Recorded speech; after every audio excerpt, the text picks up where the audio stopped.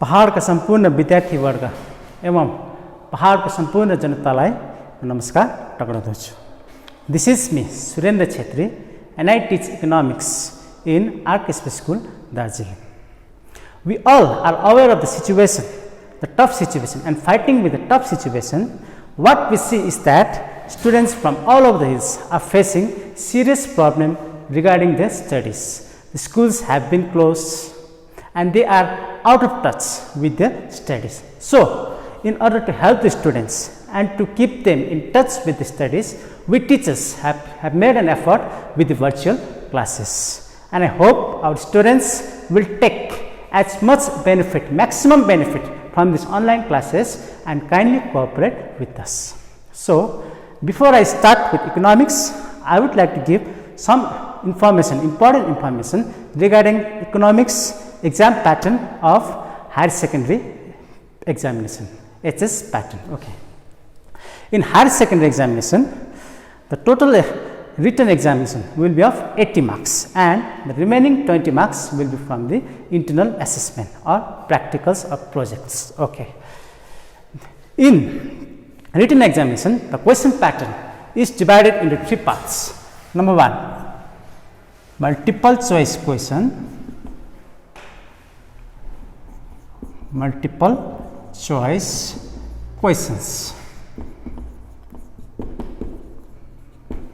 Number 2, short answer type questions.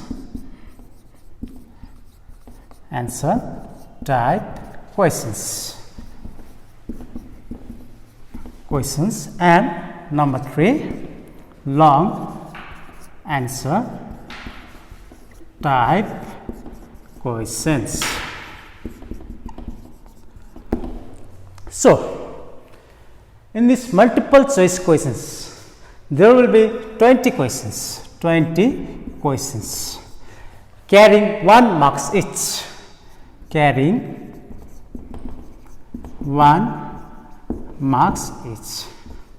So, the total marks from this multiple choice questions will be 1 marks each question into 20 questions, which will be 20 marks. In this multiple choice questions, there will be different types of questions. Choose the correct answer type questions, true or false answer type, or fill in the blanks type. Okay. So from these short answer type questions, there will be 10 questions. Each question carrying 2 marks. Each question of 2 marks. So, from the short answer type questions, the total marks will be 10 questions into 2 marks each, which will be 20 marks. Okay.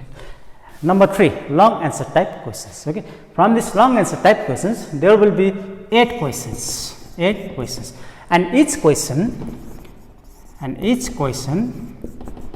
will be of 5 marks.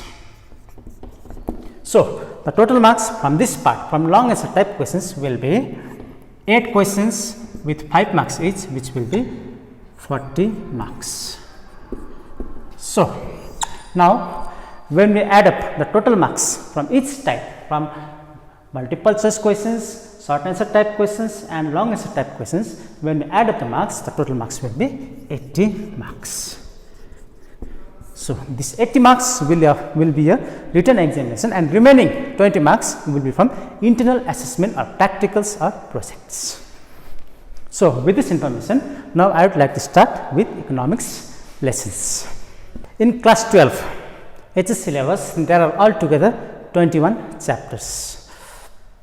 So, from 21 chapters, chapter 1 is not important from the examination point of view. Chapter 1, because from chapter 1 no questions will come from chapter 1. Okay. So, I will start from chapter 2 of economics, that is demand. The name of the chapter is demand. Chapter 2, and the name of the chapter is demand. Okay. So, what is demand? In economics, what is demand? Demand is the desire to purchase a commodity supported with purchasing ability. Okay. अब यो भनेको चाहिँ के हो त? इकोनोमिक्समा demand भनेको के हो त? ओके, हामी त्यो बुझ्ने कोसिस गर्नेछौँ। डिमान्डको डेफिनेसन चाहिँ के हो भने demand is a desire to purchase a commodity supported with purchasing ability. So demand बुझ्नको लागि हामी डिमान्डलाई दुईटा एंगलबाट हेर्नेछौँ। एउटा नर्मल एंगल भन्नाले एउटा साधारणत भाषामा डिमान्ड भनेको के हो त्यो बुझ्छौँ पहिला, त्यसपछि इकोनोमिक्समा चाहिँ डिमान्ड भनेको के हो हामी त्यो बुझ्ने कोसिस गर्छौँ। Okay, so in normal words demand is a desire to have a commodity. Normal साधारणत भाषामा चाहिँ डिमान्ड भनेको चाहिँ कुनै पनि कमोडिटी पाउनु एउटा इच्छा, कुनै पनि कमोडिटी आफूले पाउनुको लागि इच्छा गर्नु, त्यसलाई चाहिँ के भनिन्छ? डिमान्ड। ओके, साधारणत भाषामा फर इक्जाम्पल मलाई एउटा गाडी किन्नु इच्छा छ, ओके, त्यसलाई के भनिन्छ? डिमान्ड साधारणत भाषामा। सिमिलरली मलाई एउटा मोटरसाइकल किन्नु इच्छा लाग्यो, त्यसलाई पनि के भनिन्छ? डिमान्ड। साधारणत भाषामा चाहिँ इच्छा, कुनै पनि कमोडिटी पाउनुको इच्छालाई चाहिँ के भनिन्छ? डिमान्ड। ओके, बट इकोनोमिक्समा चाहिँ डिमान्डको डेफिनेसन अर्कै छ, साधारणत भाषाभन्दा अर्कै छ। के रहेछ हामी हेरौँ है। डिमान्ड भनेको चाहिँ demand is a desire to purchase a commodity supported with purchasing ability. In इकोनोमिक्समा डिमान्ड हुनुको लागि चाहिँ के हुनुपर्छ भन्दाखेरि डिजायर हुनुपर्छ, तर साथसाथमा के हुनुपर्छ? एनफ पर्चेसिङ एबिलिटी हुनुपर्छ। एनफ पर्चेसिङ एबिलिटी भन्नाले किन्ने क्षमता हुनुपर्छ। Okay, so let us understand with the help of an example. Okay, suppose मलाई एउटा गाडी किन्नु इच्छा लाग्यो। ओके, मलाई एउटा गाडी किन्नु इच्छा लाग्यो। सपोज फर इक्जाम्पल हुइन्डाई कार, मलाई हुइन्डाई कार किन्नु इच्छा लाग्यो, हुइन्डाई कार किन्नु इच्छा लाग्यो। ओके, र कारको दाम चाहिँ हुइन्डाई कारको कस्ट सपोज छ अरे 5 लाख, 5 लाख छ अरे। ओके, र इकोनोमिक्स डिमान्ड भनेको चाहिँ के हो भन्दा मलाई यो हुइन्डाई कार किन्नु इच्छा लाग्यो, तर मेरो साथसाथमा के हुनुपर्छ? यो हुइन्डाई कार किन्नुको लागि चाहिँ मेरोमा एनफ पर्चेसिङ पावर, यो 5 लाख रुपियाँ चाहिँ मेरोमा हुनुपर्छ, तब खालि डिमान्ड हुन्छ। यदि मेरोमा पर्चेसिङ एबिलिटी छैन भने चाहिँ मैले डिजायर खालि गरेँ भने चाहिँ त्यो डिमान्ड हुँदैन। बुझ्यो? र इकोनोमिक्स डिमान्ड भनेको चाहिँ के हो भन्दाखेरि demand is a desire to purchase a commodity, but डिजायरको साथसाथै के हुन्छ? Purchasing ability. ओके, र हामी अझै एउटा इक्जाम्पलले बुझ्ने कोसिस गरौँ। सपोज कुनै पनि एउटा स्टुडेन्ट, ओके, तिमीहरूमध्ये कसै एकजनालाई सपोज फोन किन्ने इच्छा लाग्यो। ओके, सपोज तिमीहरूमध्ये कसै एकजनालाई आइफोन किन्ने इच्छा लाग्यो, आइफोन किन्नु इच्छा लाग्यो, suppose this is iPhone. Okay, र आइफोनको कस्ट छ अरे सपोज तिम्रो 60,000। ओके, र इकोनोमिक्समा डिमान्ड भनेको चाहिँ के हो भन्दाखेरि चाहिँ तिमीहरूलाई यो आइफोन किन्नु इच्छा लाग्यो, तर इच्छा खालि गरेर चाहिँ त्यो डिमान्ड होइन। डिमान्ड भनेको चाहिँ इकोनोमिक्स के हो भन्दाखेरि तिमीहरूलाई आइफोन किन्ने इच्छा लाग्यो, तर तिमीहरूकोमा के हुनुपर्छ? एनफ आइफोन किन्ने पर्चेसिङ एबिलिटी, यो 60,000 कस्ट चाहिँ हुनुपर्छ, मनी चाहिँ तिमीहरूकोमा हुनुपर्छ, तब खालि इकोनोमिक्समा चाहिँ यसलाई डिमान्ड भनिन्छ। यदि तिमीहरूकोमा इच्छा खालि भयो तर पर्चेसिङ एबिलिटी छैन भने चाहिँ त्यसलाई डिमान्ड भनिँदैन। ओके, डिमान्ड भन्ने कुरो त आशा छ तिमीहरूले बुझ्यो होला है। अब म मुभ गर्छु next topic. Now I will move on to next topic, that is factors affecting demand. Factors affecting demand. Okay, factors affecting demand भनेपछि के हो भन्दा डिमान्ड भन्ने कुरो त तिमीहरूले बुझ्यौ, र कुन तत्त्वहरूले के फ्याक्टर्सहरूले चाहिँ डिमान्ड हुन्छ अथवा के फ्याक्टर्सहरूले चाहिँ डिमान्ड हुँदैन, हामी त्यो विषयमा बुझ्ने कोसिस गर्नेछौँ। ओके, एन्ड हुन त थुप्रै फ्याक्टर्सहरू छ, तर हामी 3-4वटा चाहिँ डिस्कस आज हामी गर्नेछौँ। Okay, the factors affecting demand. र फ्याक्टर्स एफेक्टिङ डिमान्डमा सबभन्दा पहिला नम्बर 1मा need of an individual. Number 1 फ्याक्टरमा आउँछ need of an individual. Okay, need भनेको के हो त? निड भनेको के हो? जरुरत। ओके, यदि कुनै पनि इन्डिभिजुअल, कुनै पनि व्यक्तिलाई कुनै पनि कमोडिटीको जरुरत छ भने उसले त्यो कमोडिटी डिमान्ड गर्छ, र उसले यदि त्यो कमोडिटी उसलाई जरुरत छैन भने चाहिँ उसले त्यो कमोडिटी डिमान्ड गर्दैन। ओके, र निड अफ एन इन्डिभिजुअल भनेको चाहिँ इन्डिभिजुअलको निड एउटा जरुरत अनुसार डिमान्ड गर्छ, यदि जरुरत छैन भने डिमान्ड गर्दैन। ओके, फ्याक्टर्स एफेक्टिङ डिमान्डमा नम्बर 1 मा चाहिँ के छ, निड अफ एन इन्डिभिजुअल। अब निड अफ एन इन्डिभिजुअल भनेको चाहिँ के हो भन्दाखेरि चाहिँ कुनै पनि इन्डिभिजुअललाई कुनै पनि कमोडिटी, यदि त्यो कमोडिटी त्यो इन्डिभिजुअललाई निड छ, जरुरत छ भने उसले डिमान्ड गर्दछ, यदि उसलाई जरुरत छैन भने उसले डिमान्ड गर्दैन। Okay, let us understand with help of an example. Okay, म तिमीहरूकै एक्जाम्पल दिन्छु, स्टुडेन्ट्स। ओके, स्टुडेन्टको निड के हुन्छ त भन्दाखेरि कपिज, पेन, पेन्सिल्स एट्सेट्रा। स्टुडेन्टलाई यो कुरोहरूको निड हुन्छ। यो कुरो किन निड हुन्छ भन्दाखेरि यो कुरोले स्टुडेन्टको वान्ट्सलाई सेटिस्फाई गर्छ। कुन चाहिँ वान्ट्सलाई भन्दाखेरि कपीले नोट्स कपी गर्ने वान्ट्स, पेनले लेख्ने, पेन्सिलले मार्जिन कोर्ने, इरेजरले मेटाउने एन्ड सो यो वान्ट्सहरूलाई सेटिस्फाई गर्छ। सो स्टुडेन्टलाई यो कपी, पेन, पेन्सिलको निड छ, त्यसै कारण उसले यो डिमान्ड गर्छ, यो कुरोहरूको डिमान्ड गर्दछ। ओके, र फेरि हेऱ्यो भने सर्ट भने के हो, तरबार। ओके, स्टुडेन्टलाई हेऱ्यो भने कपिज, पेन, पेन्सिल र सर्टमा हेऱ्यो भने स्टुडेन्टलाई के निड छ भन्दाखेरि कपी, पेन र पेन्सिलको निड छ, किनभने उसको लेख्नु पर्यो, त्यहाँनिर नोट्स लिनु पर्यो, मेटाउनु पर्यो, मार्जिन कोर्नु पर्यो, र यही निड अनुसार उसले आफ्नो डिमान्ड गर्दछ, यो चिजहरूको डिमान्ड गर्दछ। तर उसले सर्टको त निडै छैन, स्टुडेन्टलाई तरबारको के निड हुन्छ, केही निडै छैन, त्यसै कारण उसले सर्टको डिमान्ड गर्दैन। Okay, so next factor is income. Next factor is income of an individual. Okay, income of an individual. Income of an individual भनेको के हो भन्दाखेरि चाहिँ इन्डिभिजुअल कुनै पनि व्यक्तिले आफ्नो इन्कम अनुसारको के गर्छ, डिमान्ड गर्दछ। ओके, यदि त्यो मान्छेको इन्कम बेसी छ भने उसको डिमान्ड पनि के हुन्छ, बेसी, र उसको इन्कम कम्ती छ भने डिमान्ड पनि कम्ती हुन्छ। यसलाई पनि हामी एक्जाम्पलद्वारा हेरौँ। सपोज दुईवटा मान्छे छ, एउटा मान्छे छ अरे पुवर पिपल, एउटा मान्छे गरिब छ अरे, फर्स्ट पर्सन, र सेकेन्ड पर्सन रिच छ अरे। भनेपछि हामी देखिरहेको छौँ, यो सोसाइटीमा पनि भइरहेको कुरो हो, हामी सोसाइटीमा देख्नेछौँ, पुवर पिपलको डिमान्ड पनि कम्ती नै हुन्छ र रिच पिपलको डिमान्ड के हुन्छ, पुवर पिपलको भन्दा अलिक बेसी नै हुन्छ। सो यसबाट हामी के बुझ्छ भन्दाखेरि मानिसको अथवा कुनै पनि इन्डिभिजुअलको जस्तो प्रकारको इन्कम छ उसको डिमान्ड पनि त्यस्तै प्रकारको हुन्छ। ओके, यदि उसको इन्कम बढ्यो भने उसको डिमान्ड ज्यादा हुन्छ, अनि उसको इन्कम घट्यो भने के हुन्छ, उसको डिमान्ड कम्ती हुन्छ। Now I will move on to next factor, that is population. Okay, the demand also depends on the population. Demand चाहिँ कुनै पनि एरिया अथवा कुनै पनि ठाउँको पपुलेसन अनुसार पनि के हुन्छ, डिपेन्ड गर्छ।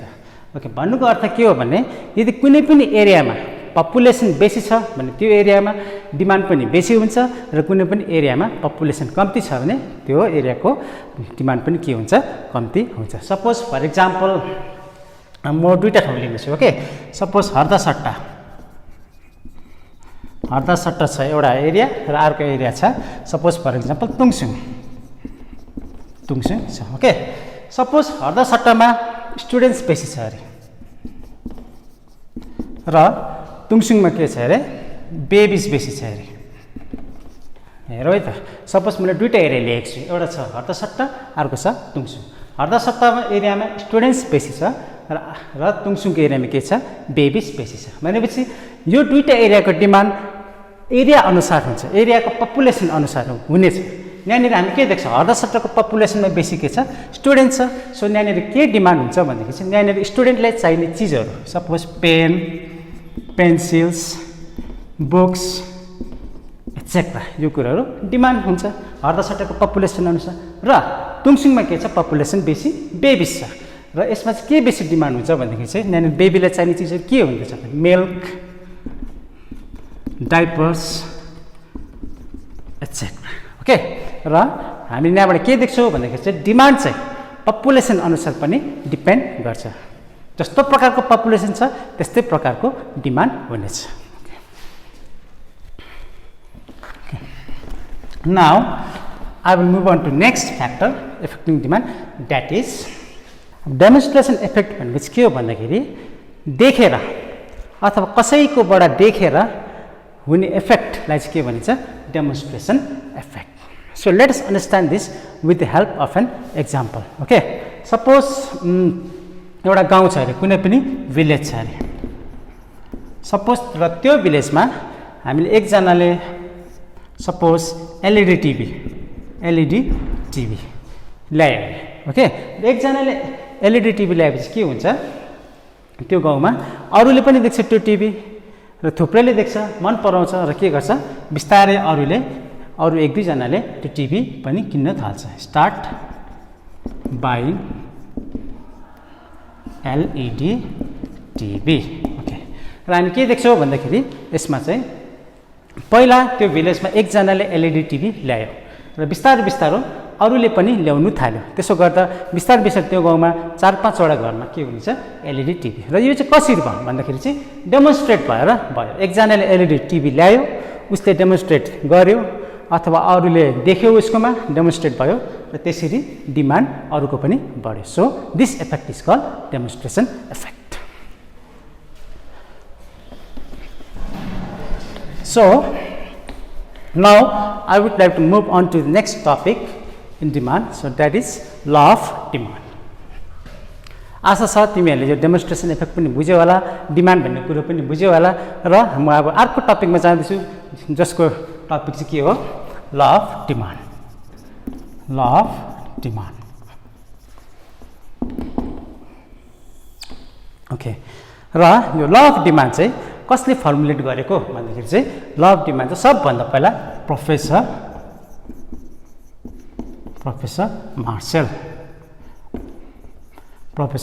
मार्सलले फर्मुलेट गरेको. ओके, र यो ल अफ डिमान्ड फर्मुलेट गर्नुभन्दा अगाडि चाहिँ एक दुईवटा कुरोलाई एजम्सन्स लिएको छ. हामी के देख्छौँ भन्दाखेरि कुनै पनि नयाँ सिद्धान्त फर्मुलेट हुनुभन्दा अगाडि चाहिँ एक दुईवटा कुरोलाई एजम्सन लिएको हुन्छ, आधार लिएको हुन्छ. र त्यसरी नै हाम्रो इकोनोमिक्समा पनि ल अफ डिमान्ड फर्मुलेट हुनुभन्दा अगाडि चाहिँ एक दुईवटा एजम्सन्स छ. ओके, र त्यो एजम्सन्स हामी के हो हेर्नेछौँ. Okay, so number one assumption is income remains constant. Number 2, prices of other goods remains constant. And number 3, time period remains constant. So law of डिमान्डमा चाहिँ एक दुईवटा एजम्सन्स लिएको छ. त्यो एजम्सन्स चाहिँ के हो भन्दाखेरि इन्कम रिमेन्स कन्स्ट्यान्ट. भन्नुको मतलब कुनै पनि इन्डिभिजुअलको इन्कमलाई चेन्ज भएको छैन, त्यो कन्स्ट्यान्ट छ. ओके, र prices of other goods remain constant. भन्नुको अर्थ प्राइसेस, अरू गुड्सहरूको प्राइसेस पनि कन्स्ट्यान्ट छ र त्यसरी नै टाइम पिरियड पनि कन्स्ट्यान्ट छ, चेन्ज भएको छैन. र यही एजम्सनहरूलाई लिएर चाहिँ ल अफ डिमान्डले चाहिँ के भन्छ भन्दाखेरि चाहिँ as the price of any commodity increases, the demand for that commodity decreases and vice versa. Okay, र यो एजम्सन्सहरू लिएर ल अफ डिमान्डले चाहिँ के भनिन्छ भन्दाखेरि चाहिँ as the price of any commodity increases the demand for that commodity decreases and vice versa. Vice versa भनेको चाहिँ उल्टा र पाल्टा. भन्नुको अर्थ के हो भने कुनै पनि कमोडिटीको प्राइस बढ्यो भने त्यसको डिमान्ड घट्छ र कुनै पनि कमोडिटीको प्राइस घट्यो भने चाहिँ त्यसको डिमान्ड बढ्नेछ. ओके, र यो ल अफ डिमान्डलाई चाहिँ हामी एउटा म्याथमेटिकल इक्वेसन, एउटा सिम्पल म्याथमेटिकल इक्वेसनलाई हामी हेर्नेछौँ. र त्यो इक्वेसन चाहिँ कस्तो हुन्छ भने यस प्रकार छ.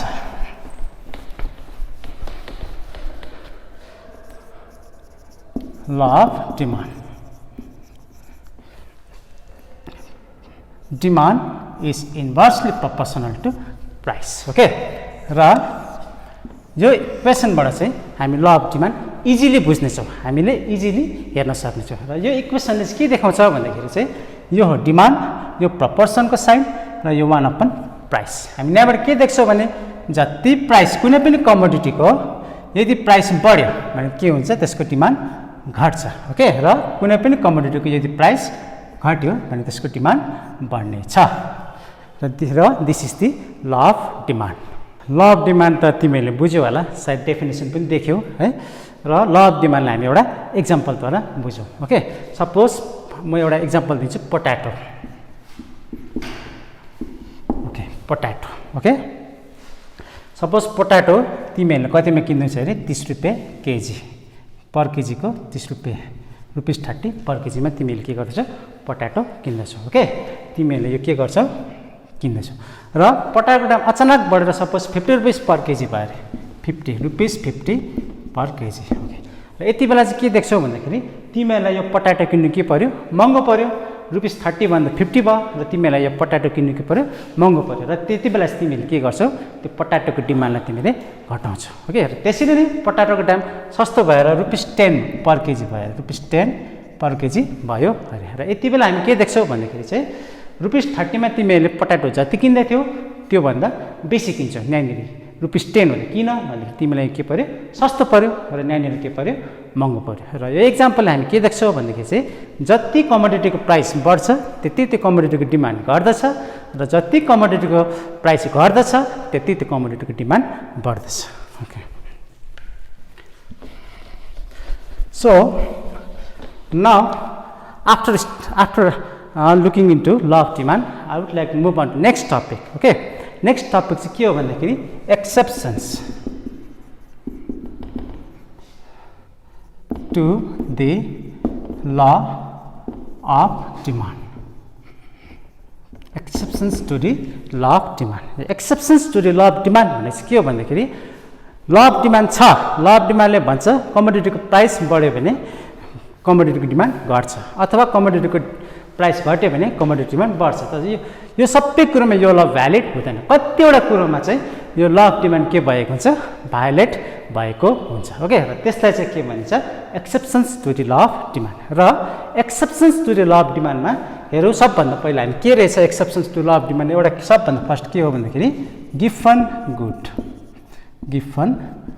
गुड्स। ओके, गिफन गुड्स भनेपछि के हो भने are those goods whose demand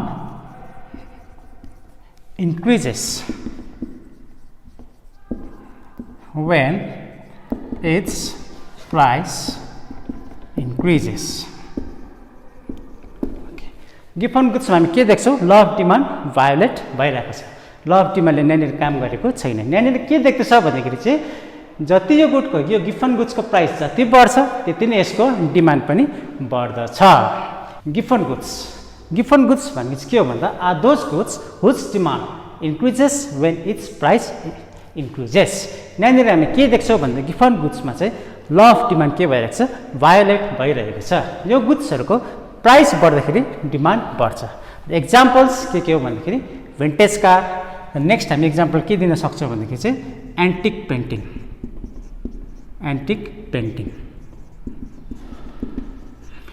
पेन्टिङमा के हुनसक्छ भन्दाखेरि painting Mona Lisa by Leonardo Vinci.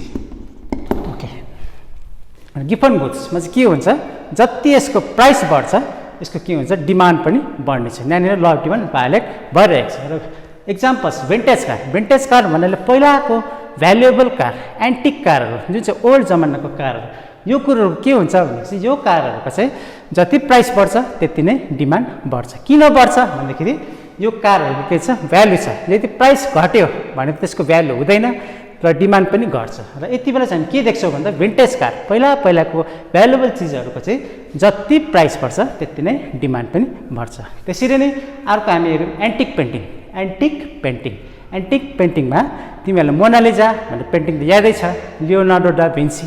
Okay, यो पेन्टिङहरू के हुन्छ भन्दाखेरि चाहिँ यिनीहरूको जति प्राइस बढ्छ त्यति नै डिमान्ड बढ्छ। र त्यसरी नै हामी अर्को केस हामी के हेर्न सक्छौँ भन्दा सपोज एउटा पुरानो बङ्गलो छ अरे, त्यस्तो बङ्गलो भ्यालुएबल बङ्गलो छ अरे, एकदम भ्यालुएबल बङ्गलो, त्यो बङ्गलोहरू पनि के हुन्छ भनेदेखि चाहिँ तिनीहरू अक्सनमा राखेको हुन्छ र जति तिनीहरूको प्राइस बढ्छ डिमान्ड पनि बढ्छ। ओके, र यस्तो गुड्सहरूलाई के भन्छ गिभन गुड्स। र नेक्स्ट अझै अर्को next exception to the law of demand चाहिँ के हो भन्दाखेरि चाहिँ inferior goods, INFERIOR inferior goods. Okay, र इन्फेरियर गुड्स भनेको चाहिँ के हो भन्दाखेरि चाहिँ are those goods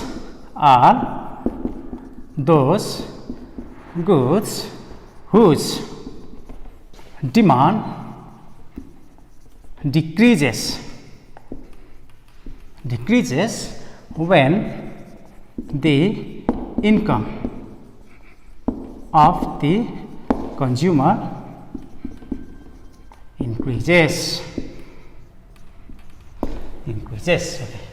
Example, low quality rice. Okay. Inferior goods. यहाँनिर पनि के हुन्छ भन्दाखेरि चाहिँ यहाँनिर पनि ल अफ डिमान्ड भायोलेट हुन्छ। ओके, यहाँनिर हामी के देख्छौँ इन्फेरियर गुड्स भनेको are those goods whose demand decreases when the income of the consumer increases. यसमा चाहिँ के हुन्छ भन्दाखेरि चाहिँ कन्ज्युमरको इन्कम बढ्यो भने यो गुड्सहरूको डिमान्ड डिक्रिज हुन्छ र यहाँनिर ल अफ डिमान्ड भायोलेट भइरहेको छ। Example low quality rice. Okay, यसलाई हामी कसरी बुझ्यौँ भने सपोज एउटा मान्छे छ अरे पर पिपल पर पर्सन। ओके, पर पर्सन र उसले के गर्छ सबभन्दा पहिला पर पर्सनले उसले लो क्वालिटी राइस कन्ज्युम गर्दैछ अरे, suppose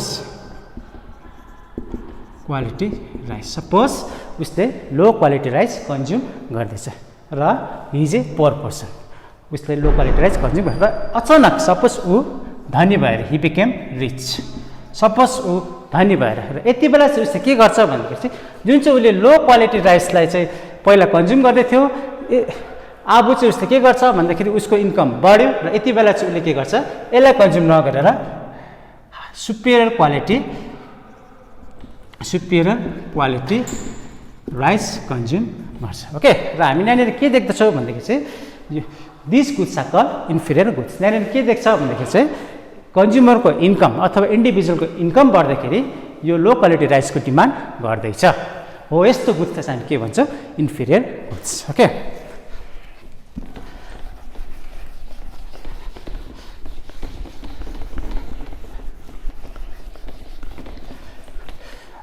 again another exception to the law of demand is the habitual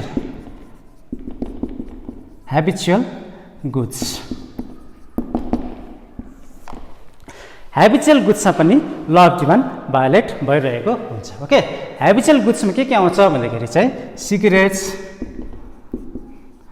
alcohol etcetera, this commodities are habitual. यो कमोडिटिजहरूको चाहिँ के भएको छ ह्याबिट भएको छ, मानिसले ह्याबिट भएको छ र यो कमोडिटिजमा के देख्छ भनेदेखि चाहिँ यो कमोडिटिजहरूको प्राइस बढ्यो भने पनि डिमान्ड चाहिँ घट्दैन। सपोज तिमीले देखिरहेको छौ र हिजोस्ते एउटा इक्जाम्पल देखिहाल्यो, इन्डियामै पनि एल्कोहल हिजोस्ते के भएको थियो एल्कोहलको प्राइस 30% इन्क्रिज भएको थियो। ओके, र त्यति बेला हामीले टिभीमा के देख्न पायौँ भने यति बेला यो एल्कोहल अथवा यो लिक्वरको के भएको थियो डिमान्ड घटेको थिएन।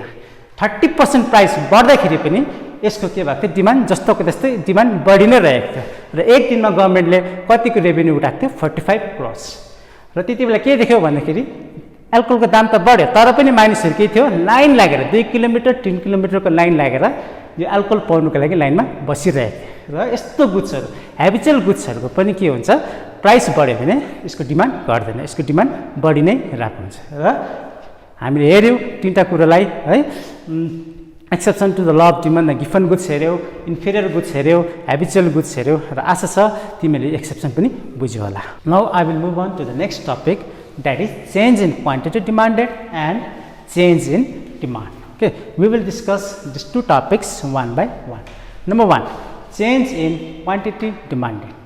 के हो भन्दाखेरि when the demand for any commodity changes due to change in its own price and other factors like income, taste and preferences etc. do not change, it is called change in quantity demanded. Here the movement will be along the demand curve. यो भनेको चाहिँ के हो भन्दाखेरि जब कुनै पनि कमोडिटीको आफ्नो price change भएर त्यो कमोडिटीको डिमान्डमा चेन्ज आउँछ भनेपछि त्यसलाई के भनिन्छ change in quantity demanded. Okay, र यहाँनिर चाहिँ के हुन्छ भने चाहिँ अरू फ्याक्टर्स जस्तै इन्कम, इन्डिभिजुअलको इन्कम, टेस्ट एन्ड प्रिफरेन्सहरू चेन्ज हुँदैन, त्यो जस्तोको त्यस्तै छ. खालि के चेन्ज हुँदैछ यहाँनिर आफ्नै प्राइस, त्यो कमोडिटीको आफ्नै प्राइस चेन्ज हुँदैछ र त्यो चेन्ज भएर चाहिँ डिमान्ड पनि के हुँदैछ चेन्ज हुँदैछ. त्यो कमोडिटीको प्राइस घट्दाखेरि डिमान्ड बढ्दैछ र त्यो कमोडिटीको प्राइस बढ्दाखेरि डिमान्ड बढ्दैछ. Okay, let us understand with help of this diagram.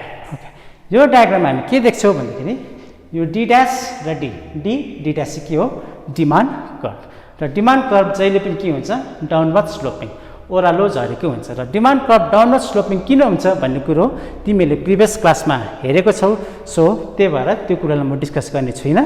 र demand curve is always downward sloping. Okay, अनि हामी यो एक्सिसमा यो दुईवटा एक्सिसमा बाँडेका छौँ, हराइजन्टल एक्सिस र भर्टिकल एक्सिस. र हराइजन्टल एक्सिसमा हामी क्वान्टिटी प्लट गर्छौँ र भर्टिकल एक्सिसमा के गर्छौँ प्राइस प्लट गर्छौँ. र डिमान्ड कर्भ चाहिँ के हुन्छ जहिले पनि डाउनवर्ड स्लोपिङ. र किन डाउनवर्ड स्लोपिङ हुन्छ यो कुरो तिमीहरूले प्रिभियस क्लासमा बुझेको छौ, so I will not discuss it. Okay, यहाँनिर हामीले के देख्दैछौँ भन्दाखेरि सपोज एक्जाम्पल लियो पोट्याटो. ओके, पोट्याटोको प्राइस ₹10 हुँदा डिमान्ड कर्भको यो पोइन्टमा छ, सपोज यो पोइन्ट पी अरे यो पोइन्टमा छ र यहाँनिर डिमान्ड कति हुँदैछ 20 kgs. त्यसरी नै पोट्याटोको प्राइस 20 भयो भने के भयो डिमान्ड घट्यो, यो क्यूमा आयो, यहाँबाट यहाँ आयो र डिमान्ड पनि घटेर गयो 15 kgs. त्यसरी नै पोट्याटोको दाम 30 हुँदाखेरि के हुँदैछ डिमान्ड घट्दैछ, घटेर कहाँनिर आउँदैछ 10 kgs. र त्यसरी नै पोट्याटोको दाम 40 हुँदाखेरि र डिमान्ड घटेर 5 kgs मा आउँदैछ. ओके, र यहाँनिर के देख्छौँ यो पोइन्ट्सलाई PQRS. ओके, र यहाँनिर हामी के देख्दछौँ भन्दाखेरि चाहिँ सपोज पोट्याटोको दाम ₹30 छ, 30 हुँदाखेरि यहाँनिर पोइन्ट आरमा छ. ओके, पोइन्ट आरमा छ र कन्ज्युमरले कति डिमान्ड गर्दैछ 10 kgs. ओके, र सपोज पोट्याटोको दाम घटेर 20 भयो, दाम घट्यो भने के हुन्छ सस्तो पऱ्यो कन्ज्युमरलाई सस्तो पर्दाखेरि उसको डिमान्ड पनि बढ्छ र डिमान्ड कहाँनिर पुग्दैछ क्यूमा उसको डिमान्ड बढेर कति भयो 15 kgs, 5 kg एक्स्ट्रा बढ्यो. ओके, यहाँनिर हामी के देख्दैछौँ भन्दाखेरि दाम घट्दाखेरि पोट्याटोको दाम घट्दाखेरि यो डिमान्ड कर्भको पोइन्ट आरदेखि यहाँ मुभमेन्ट हुँदैछ.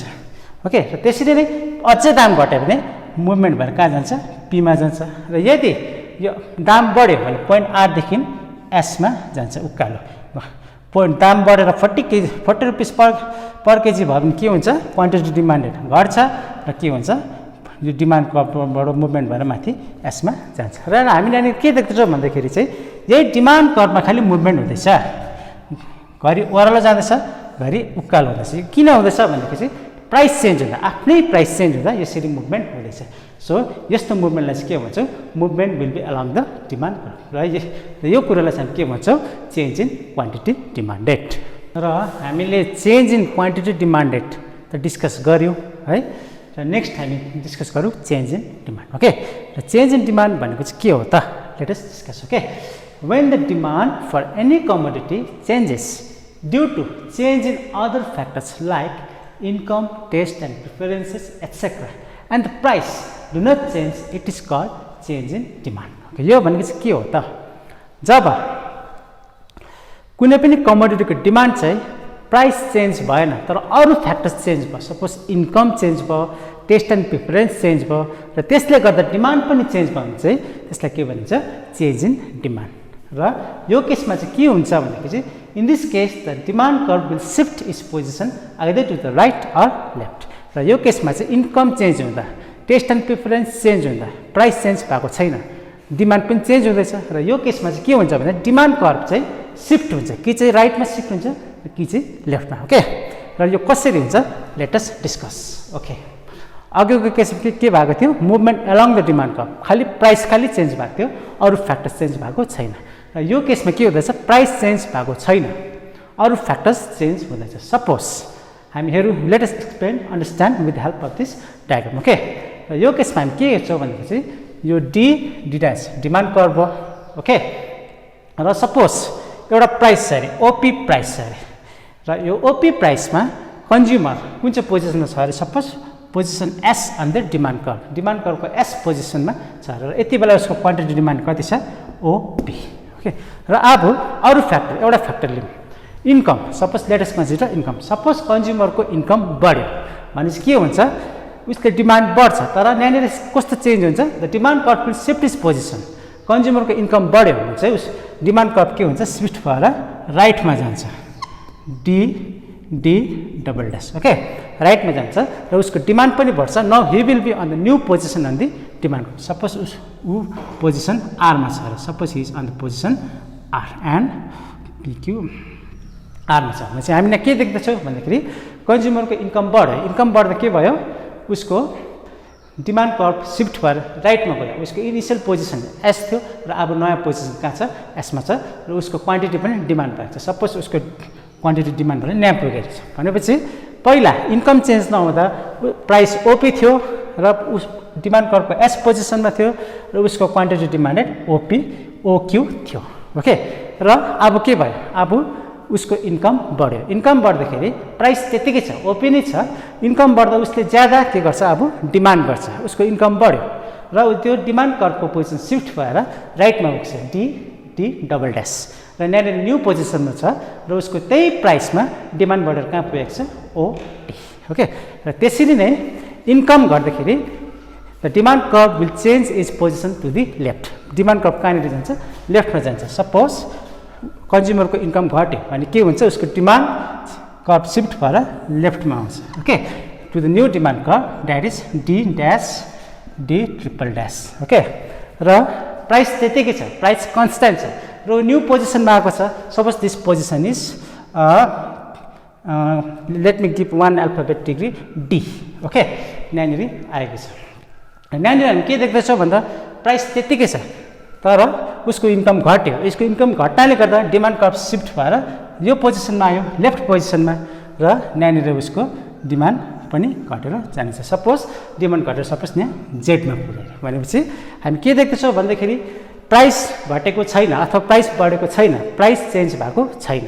खालि के चेन्ज हुँदैछ अरू फ्याक्टर्स इन्कम अथवा टेस्ट एन्ड प्रिफरेन्स चेन्ज हुँदैछ। सपोज इन्कम चेन्ज भएपछि के हुँदैछ डिमान्ड कर्भको पोजिसनै शिफ्ट भएर जाँदैछ। इन्कम बढ्दाखेरि पोजिसन राइटमा जाँदैछ र इन्कम घट्दाखेरि पोजिसन लेफ्टमा आउँदैछ र यही केसलाई चाहिँ के भनिन्छ change in demand. Now let us move to the last topic from the chapter demand that is consumer surplus. Okay, this consumer surplus is very interesting. So let us see what is it. It is the difference between the maximum price that the consumer is willing to pay and the price he actually pays for a commodity. Mathematically, consumer surplus equal to maximum price willing to pay minus actual price. Okay, now let us understand with the help of an example. Consumer surplus के हो एउटा एक्जाम्पलद्वारा हामी बुझ्ने कोसिस गरौँ। So म तिमीहरूकै एक्जाम्पलबाट सुरु गर्छु। ओके, सपोज तिमीहरूमध्ये कसै एकजनालाई जुत्ता किन्नु मन लाग्यो। एउटा जुत्ता देख्यो सोरुममा र त्यो जुत्ता तिमीहरूलाई किन्नु इच्छा लाग्यो र तिमीहरूकोमा पैसा पनि भयो, तिमीहरूकोमा पर्चेसिङ एबिलिटी पनि भयो, तिमीहरूको डिमान्ड फुलफिल भयो किनभने तिमीहरूको पर्चेसिङ एबिलिटी छ र तिमीहरूले सोच्यौ यो जुत्ताको लागि म यो दाम हाल्छु। सपोज तिमीले सोच्यौ यो जुत्ता मलाई पुरा मन पर्यो, एकदमै मन पर्यो र यसको लागि म 3000 सम्म हाल्छु भनेर तिमीले दिमागमा सोच्यौ। त्यो चाहिँ के हो तिम्रो maximum price willing to pay. तिम्रो दिमागमा हाल्यो म 3000 सम्म पे गर्छु यो जुत्ताको लागि। ओके, र तिमीहरू गयौ त्यो जुत्ता किन्नु सोरुममा र सोरुममा जाँदा त्यो जुत्ताको दाम सपोज भने अरे तिमीहरूलाई जुत्ताको दाम भने अरे 5000। ओके, 5000 भने अरे र तिमीहरू पर्छौ त्यहाँनिर गएर जुत्ताको दाम हेर्दा। तर तिमी पनि एउटा ऱ्यासनल कन्ज्युमर हो नि त। तिमी एउटा ऱ्यासनल कन्ज्युमर भएको कारणले गर्दा त्यो तिम्रो जुत्ताको दोकानको मालिकसँग तिमी बार्गेनिङ गर्छौ। तिमी किनभने तिमीलाई त्यो जुत्ता सस्तोमा पाउनु छ।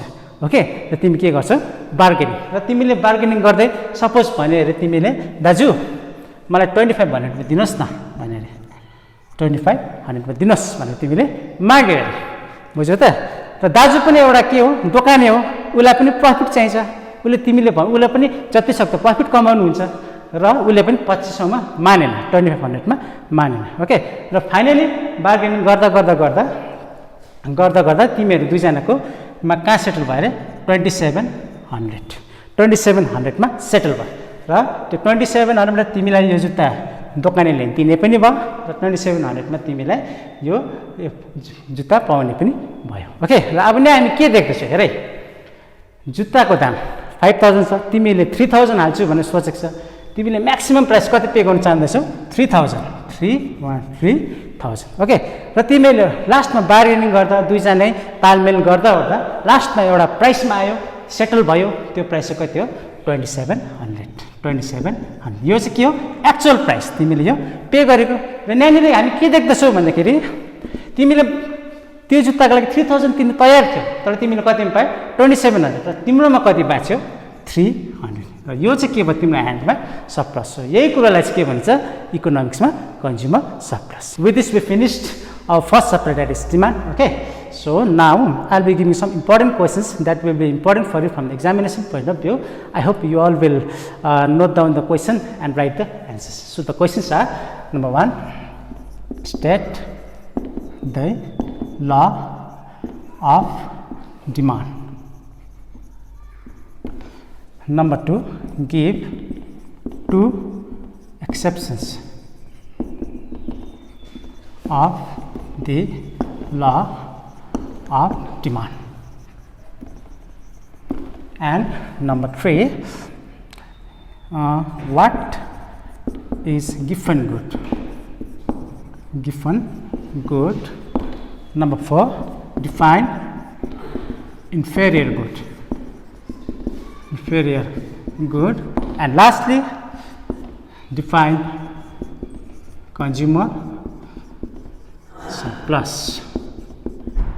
So these are the questions that will be important for you from the examination point of view. So this was for today. So lastly, study and stay safe and stay happy.